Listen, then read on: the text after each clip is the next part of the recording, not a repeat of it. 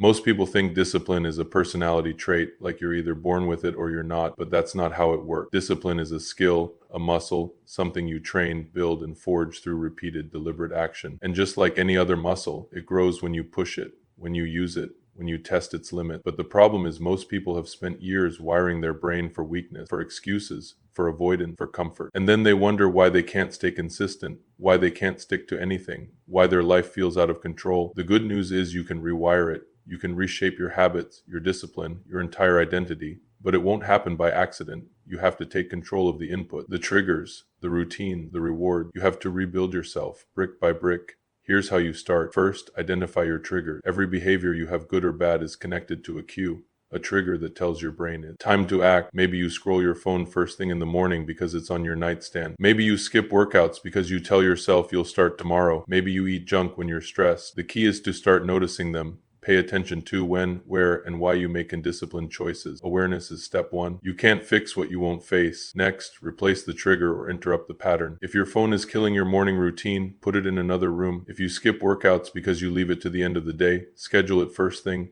If you eat garbage when you're stressed, find a different coping mechanism. A walk, cold shower, journaling, training. Discipline is about reducing friction for the good habits and increasing friction for the bad ones. The easier you make it to do the right thing and the harder you make it to screw up, the more likely you'll stay on track. Then stack your habits. One of the most powerful ways to rewire your brain is through habit stacking. Pair a new, difficult habit with an existing, automatic one. Maybe you drink coffee every morning without fail. Attach 5 minutes of reading to it. Maybe you shower every night. Do 10 push-ups before you get in. Over time, your brain starts to link the two, and the new habit gets anchored to the existing one. This removes the decision-making process and turns discipline into autopilot, and discipline on autopilot is unstoppable. Another essential piece is immediate win. Your brain craves instant feedback. That's why bad habits are so addictive. Junk food tastes good now. Scrolling feels good now. Quitting is easy now. So you have to train your brain to associate discipline with immediate reward. It might be as simple as marking a big X on a calendar every time you stick to your habit,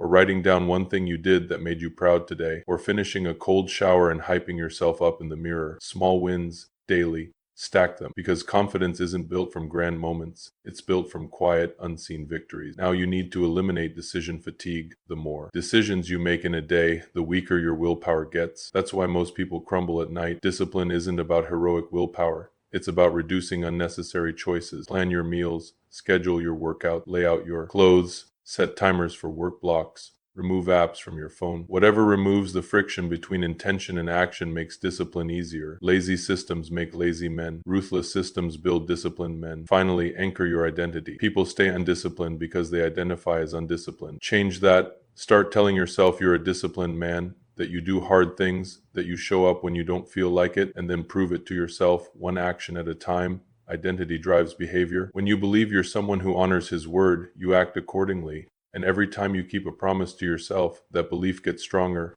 Most people break their own trust 100 times a day and wonder why they hate themselves. Stop it. If you say you'll do it, do it. Not for anyone else. For you, rewiring your brain for discipline isn't about perfection. You'll mess up. You'll fall off. You'll have days where you lose. That's fine. The key is to not let it become 2 days. Get up, reset, keep moving. Momentum matters more than perfection. And the more you stay in motion, the more those new habits cement, until one day you realize you don't even think about quitting anymore. It's just who you are now.